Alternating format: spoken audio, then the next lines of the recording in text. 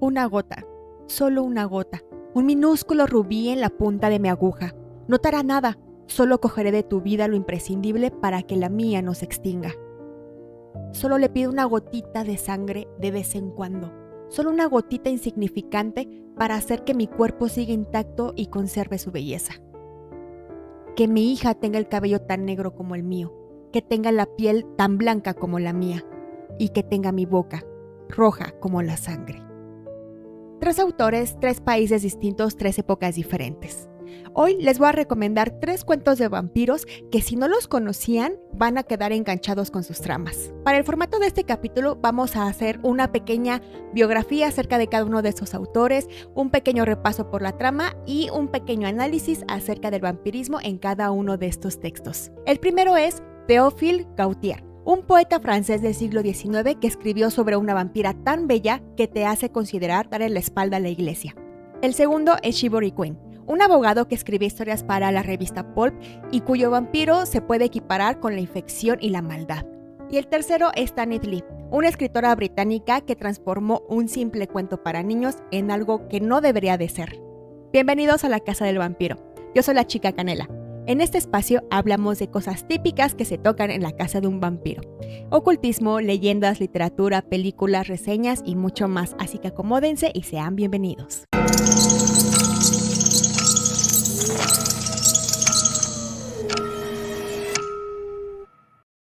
Antes de comenzar este video, quisiera agradecer a Minestorm97, que fue la persona que me propuso la idea de hablar de este primer cuento. Muchísimas gracias, Mina. Y si quieren que hablemos de algún tema en específico, siempre tomo nota para desarrollarlo en un futuro. Y muchísimas gracias por todas sus aportaciones. La muerte enamorada, Théophile Gautier. Pierre-Jules Théophile Gautier, espero haberlo dicho bien, nació el 30 de agosto de 1811 en Tarbes, un pueblo al sur de Francia. Lo primero que quiso ser Gautier fue ser pintor. Estudió en diversos talleres de arte, desarrolló un ojo afilado para la belleza visual, pero desafortunadamente no se dedicó a la pintura, sino más bien a la escritura. Si bien no se dedicó a la pintura, este ojo creativo que pudo haber entrenado para ello, lo llevó consigo a la escritura, ya que se dice que sus cuentos no se leen, se ven. En 1829, siendo apenas un adolescente, conoció a un joven llamado Gerard de Nerval, futuro poeta maldito, y juntos entraron al círculo de Victor Hugo. Ese Victor Hugo, el gran líder del romanticismo francés. Gautier escribió absolutamente de todo, desde poesía, novelas, cuentos fantásticos, crítica literaria, crítica de arte también, crónicas de viaje, guiones de ballet. Durante todas estas décadas fue el crítico cultural más influyente de La Presse, uno de los periódicos más importantes de París. Sin embargo, en medio de deudas, con plazos a vencer, con la presión de producir un artículo tras otro, siempre encontraba tiempo para poder escribir pequeñas joyas oscuras que llamamos sus cuentos fantásticos. La muerte enamorada se publicó en 1836, justo el año en que Gautier entró a trabajar a La Presse. El vampiro literario ya existía para entonces. Recordemos que en 1819 el médico John William Polidori había publicado El vampiro, el primero de la era moderna, un vampiro aristocrático, seductor, devastador, y antes de eso también el poeta alemán Goethe había escrito La novia de Corinto, un poema donde una mujer muerta regresa en la noche a los brazos de su amante. Y aquí entramos a la sinopsis del cuento. Este cuento es narrado por Romuald. Es un anciano que le cuenta a un clérigo justamente algo que le ocurrió hace muchísimos años el día de su ordenación. Un recuerdo que nunca pudo soltar y que prefiere confesar antes de pasar a otra vida. Romuald ha estado dedicado a la iglesia desde muy joven, desde que tenía memoria prácticamente. El único objetivo que tenía en mente era dedicarse a ser sacerdote, renunciando a todo lo que conlleva esta decisión, prácticamente al mundo, a las mujeres, a los lujos, y el día más sagrado de su vida, que sería el día de su ordenación, sus ojos caen sobre alguien en la iglesia, una mujer. Gautier la describe así: parecía haber sido creada de otra sustancia que el resto de la humanidad. Su cabello formaba una corona oscura sobre una fuente que brillaba como el mármol. Sus ojos eran de un verde como el mar, luminosos, vivos, con una expresión que mezclaba la voluptuosidad y el terror. Su nombre era Clarimonda. Obviamente Romuald no puede despegar los ojos de ella y de manera telepática Clarimonda le pide y le ruega que por favor renuncie a esa promesa de sacerdocio, como ya reclamando que sea de ella. Él está tentado y entre que lo piensa, lo considera y que revisa opción A, opción B, opción C, ¡pum! La ordenación simplemente termina y él se convierte en un sacerdote. Romuald intenta olvidarla, pero sin mucho éxito. A él lo colocan en una parroquia muy pero muy lejana, en donde él intenta igual superarla. Los días pasan, empieza con su rutina, hasta que una noche un mensajero llega y toca a su puerta. Este mensajero le dice que una gran señora está agonizando y que necesita justamente a él como sacerdote para que le escuche su última confesión antes de pasar a otra vida. En medio de la oscuridad, Romuald monta a caballo y llega a una mansión sacada como de ensueño. Y cuando llega a la mansión, uno de las sirvientes le dice que ya es muy tarde, que ya ha fallecido la señora. Y en el lecho encuentra a Clarimonda ya sin vida. Él, al lamentarse, se le acerca, la besa y en ese momento ella despierta. Desde ese momento, la vida de Romuald se parte en dos de una manera un poco confusa, y eso creo que es una parte muy interesante del cuento, como te lo va narrando, porque llega un momento en que él dice que no sabe si es un hombre que sueña que es un sacerdote por las noches o es un sacerdote que sueña que es el amante de Clarimonda por las noches. En estos sueños, donde él se percibe como el amante de Clarimonda, vive en Venecia, es un señor rico, muy respetado en la sociedad, todos lo envidian porque está al lado de él Clarimonda, y por las mañanas él es un sacerdote que justamente vive en una parroquia alejado de todo, en una vida muy sencilla. Y estas son dos vidas totalmente contrarias la una con la otra. Y es que a pesar de que nos mencionan que Romuald ha tenido la vocación de dedicarse desde que tiene memoria a ser sacerdote e inclusive dar su vida a la iglesia, no puede evitar disfrutar de todo aquello que no conocía, de ser una persona normal, pero una persona que también tiene poder y tiene respeto en la sociedad y que obviamente también goza del amor de una pareja, que son cosas que de una u otra manera la iglesia le pide rechazar al tomar la decisión de ser parte de su comunidad. Y es entonces aquí que entra otro personaje, el padre Serapión, el superior de Romuald. Él es un hombre muy devoto, muy severo ya con sus años encima, pero que desde un principio empezó a sospechar qué era lo que estaba pasando con Romuald, mencionando que no es la primera vez, así lo dice, no es la primera vez que Clarimonda se reporta como muerta. Este sacerdote lo lleva por un camino de desdicha, y literal desdicha, porque lo confronta con una bifurcación de decisiones entre salvar su alma o seguir amando a Clarimonda. Con lo que nos dice el padre Serapión, nos damos cuenta de que no es la primera vez que Clarimonda intenta hacer de las suyas con los hombres de la iglesia.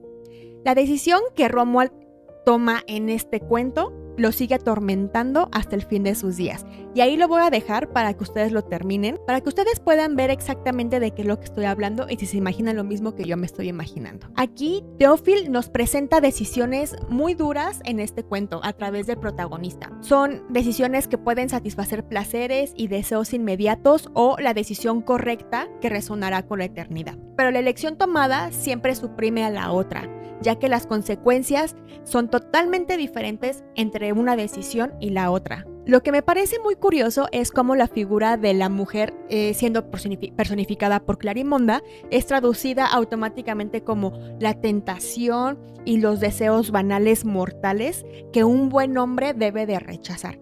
Mi percepción. Y aquí unos elementos del vampirismo que podemos mencionar que toman lugar en el cuento. La sangre funciona como un acuerdo. Clarimonda, como vampira, le ofrece a Romuald todo aquello que la iglesia le pide que le dé la espalda. Aquí la sangre funge como un pacto silencioso entre ambos amantes. Otro, es una vampira que regresa a la muerte por amor. Clarimonda simplemente se niega a morir una y otra vez. El amor es su fuente de poder y su manera de manipular a Romuald. Es parte de la dinámica en su relación, ya que Romuald nunca se la ha cuestionado, porque siempre ha sido establecido así por ella. 3. Lo santo contra lo demoníaco. Se nota claramente que el haber tentado a un hijo de Dios, a una persona que es parte de la comunidad de la iglesia, es decir, a un mismísimo sacerdote, le da cierto goce a Clarimonda. Cada gota obtenida era un deleite para ella. A lo largo de los años, la santidad es un arma usada en contra de esos seres que no conocen la gracia de Dios, como por ejemplo los vampiros. 4. Usa los sueños para confundir e implantar ideales. No sabemos con certeza si las noches venecianas realmente son reales o no.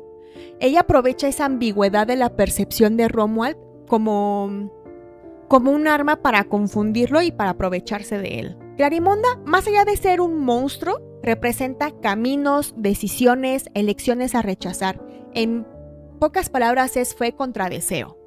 Almas en pena. Chivalry Queen, Estados Unidos, 1928. Ahora, de la Francia romántica de 1836, vamos a saltarnos a Estados Unidos de 1928, ya un poquito más para acá, con un abogado especialista en derecho funerario que en sus ratos libres escribía sobre vampiros para revistas de a centavo. Estamos hablando de Chivalry Queen, que nació el 1 de enero de 1889 en Washington, D.C. y que estudió leyes. Se graduó de la National University en 1910 y sirvió en el ejército durante la Primera Guerra Mundial. Y después se mudó a Nueva York para ejercer como abogado. Queen se especializó en jurisprudencia mortuoria, es decir, en las leyes que rodean a los muertos, por ejemplo, funerales, embalsamamientos, cementerios, permisos de entierro, etc. Durante 15 años fue además editor de una revista llamada Casket and Sunnyside, que se puede traducir como ataúd y un lugar soleado, como algo muy lindo o algo así. Una publicación técnica que era hecha para directores de funerarias. Queen comenzó a publicar ficción alrededor de 1917 y muy pronto encontró su lugar en Weird Tales, la revista pulp más famosa de su época, en la cual H.P. Lovecraft también mandó sus cuentos. Queen no era un autor menor de esa revista, de hecho era uno de los autores más populares. Robert E. Howard, quien es el creador del personaje de Conan el Bárbaro, por si no lo conocen, lo llamó el favorito indiscutido de los lectores de Weird Tales.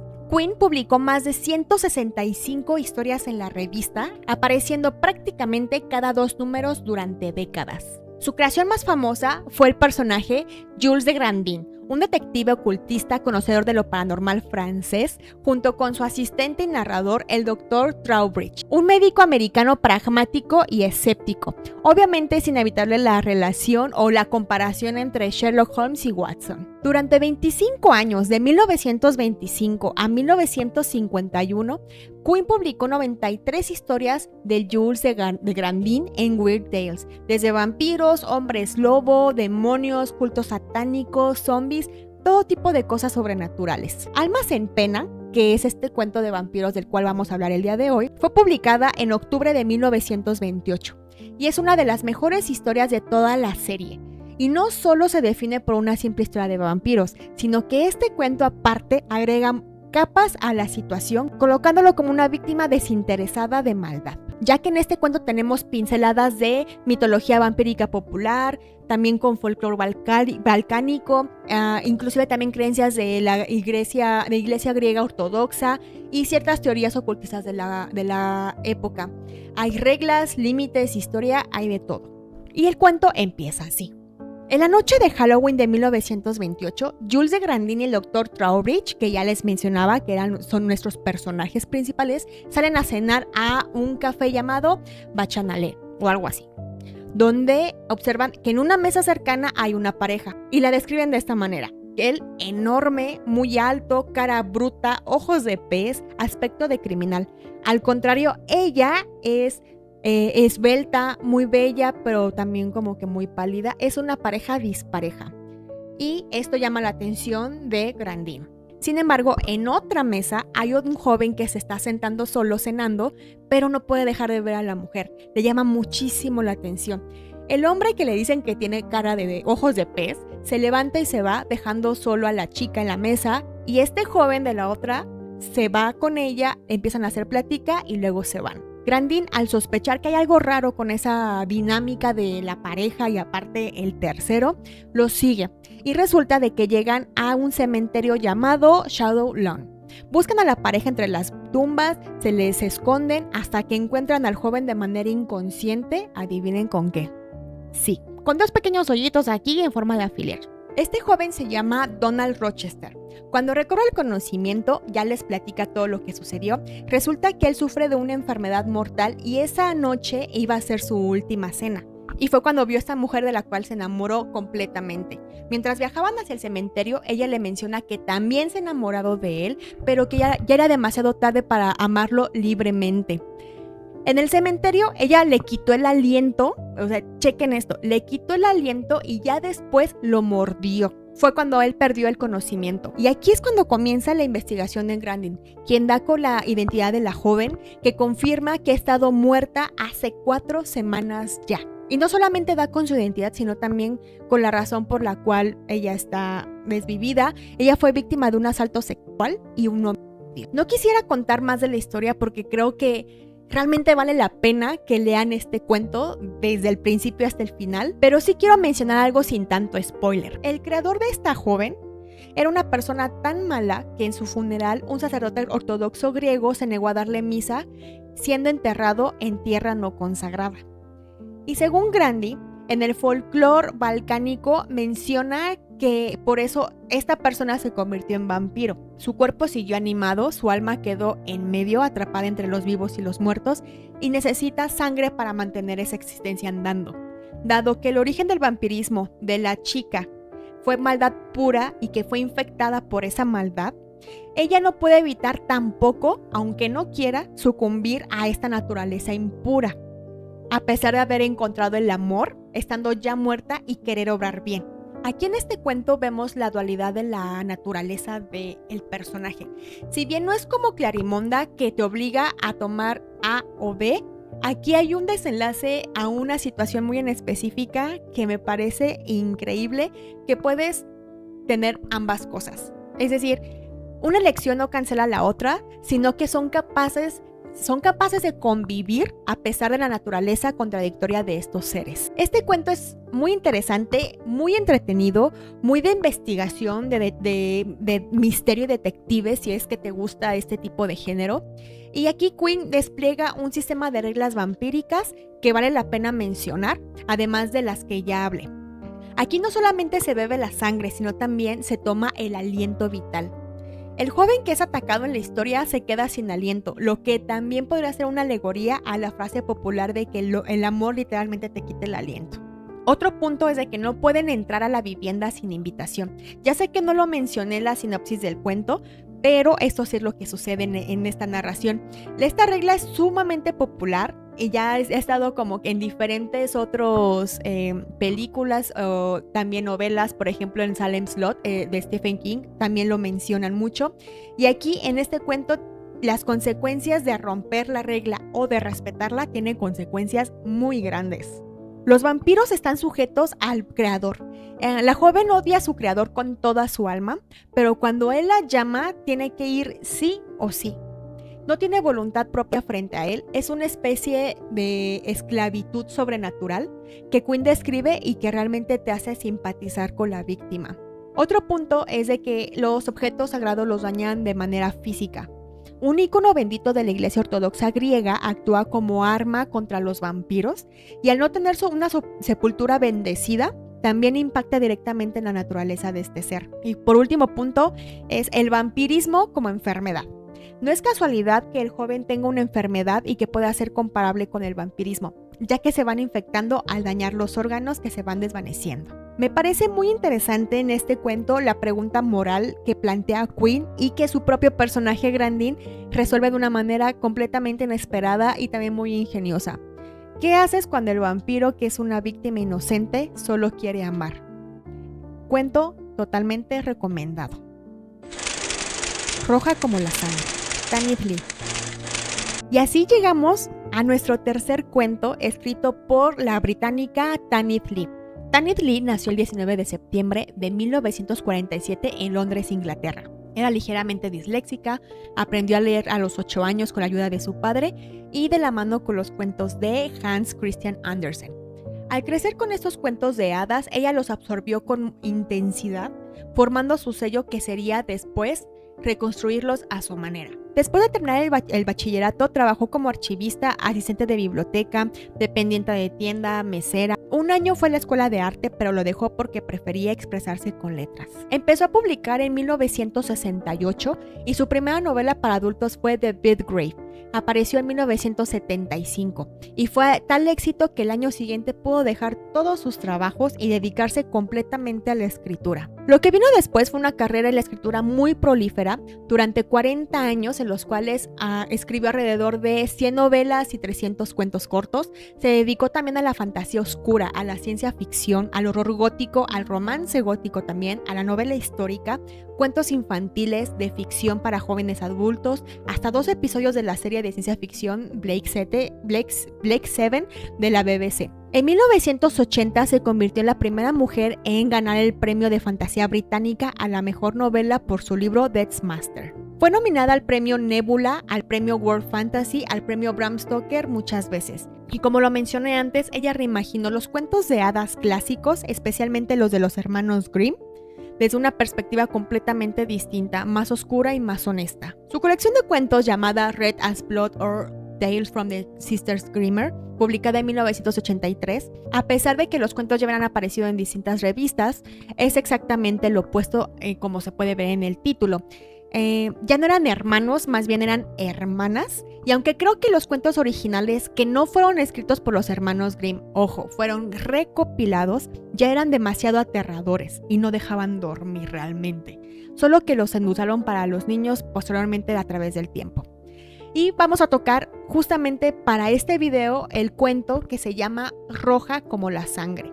Se publicó por primera vez en julio de 1979 en The Magazine of Fantasy and Science Fiction. La columna vertebral de este cuento comenzó cuando Tanith Lee se preguntó: ¿y si en Blancanieves el monstruo no fuera la madrastra? Y ahora déjame contarte un poco de la historia de este cuento. Hace 14 años, una reina embarazada se asoma a la ventana de su castillo en pleno invierno. El jardín está cubierto de nieve.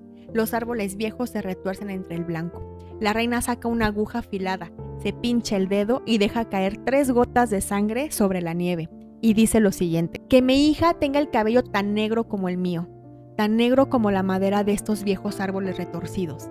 Que tenga la piel como la mía, tan blanca como esta nieve, y que tenga mi boca, roja como la sangre. Esta reina fallece, pero le sobrevive su hija, quien se llama Bianca.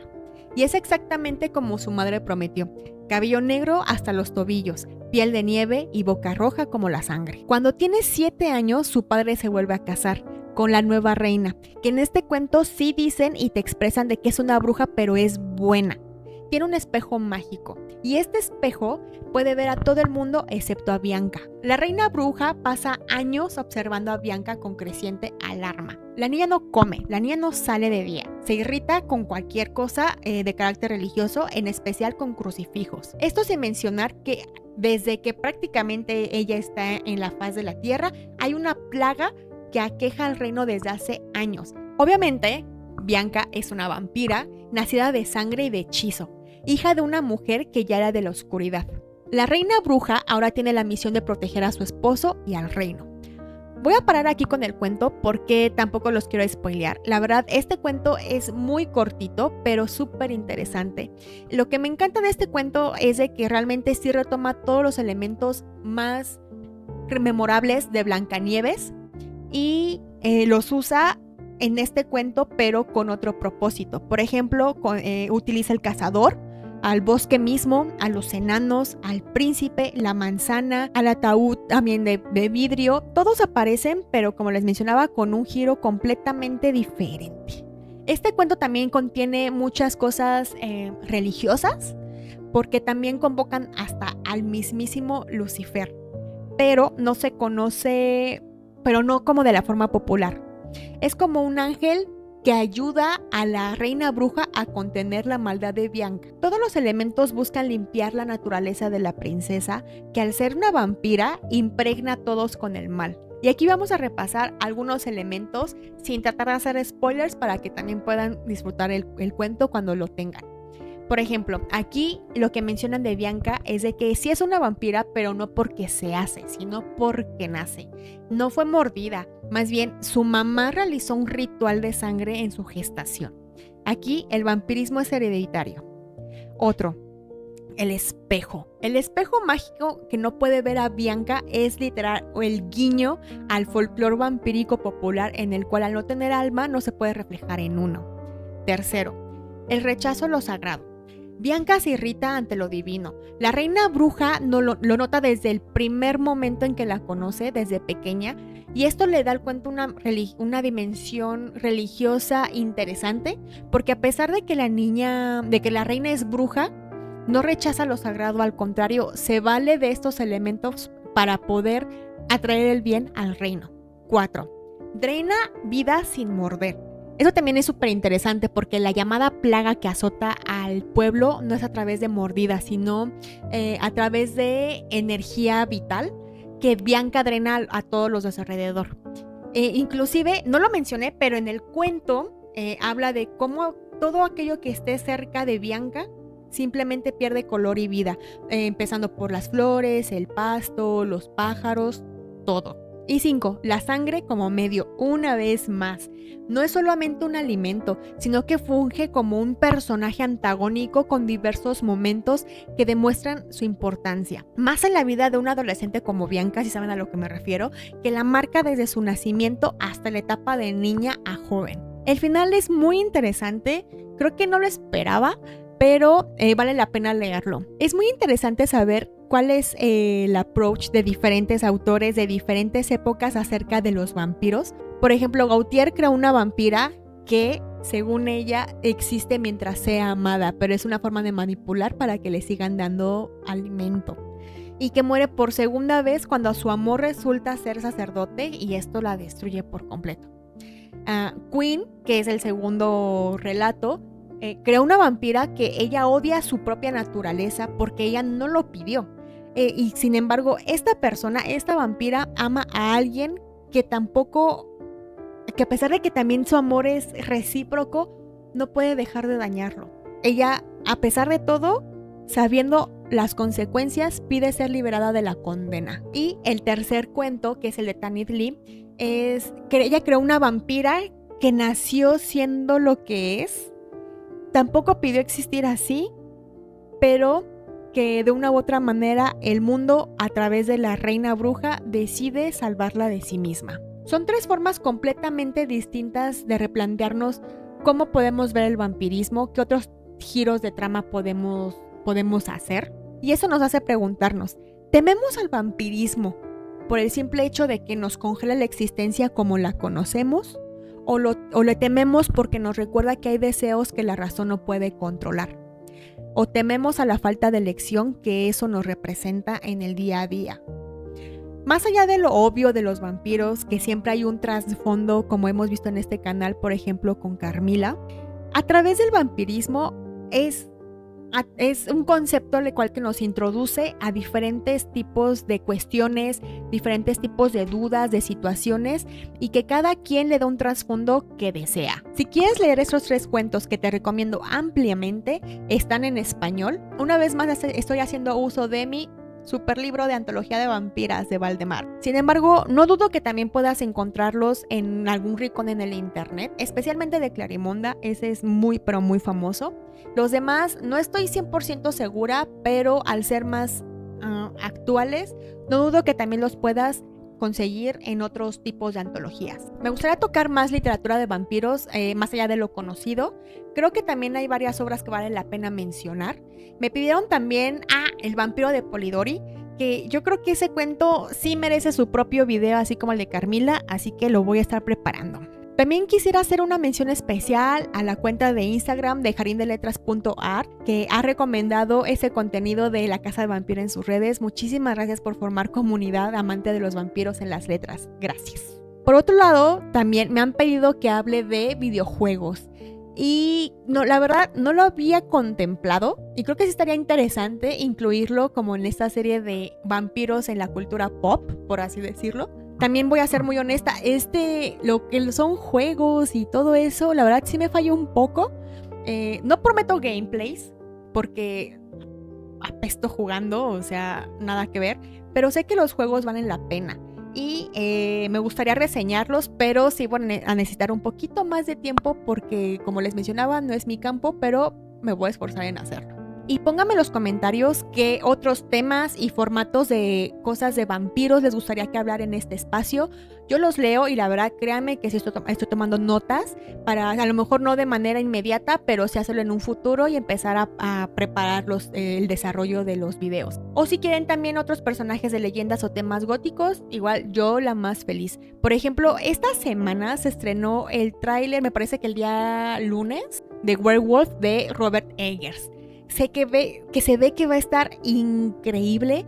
Creo que sus películas han sido de lo mejor que se ha visto en el cine en los últimos años, con mucho folclore y ocultismo. De verdad, geniales. Que también me gustaría hacer una reseña de la película de Nosferatu de Robert Eggers. Si llegaron hasta aquí, muchísimas gracias, de verdad. Suscríbanse al canal, dejen un comentario, denle like, díganme qué más les gustaría que habláramos aquí en este espacio. Y síguenme en mis redes. Ahora sí prometo que las voy a actualizar más, especialmente la de Instagram. Y pues nada, muchas gracias por apoyar el proyecto y espero verlos en la próxima luna. Adiós.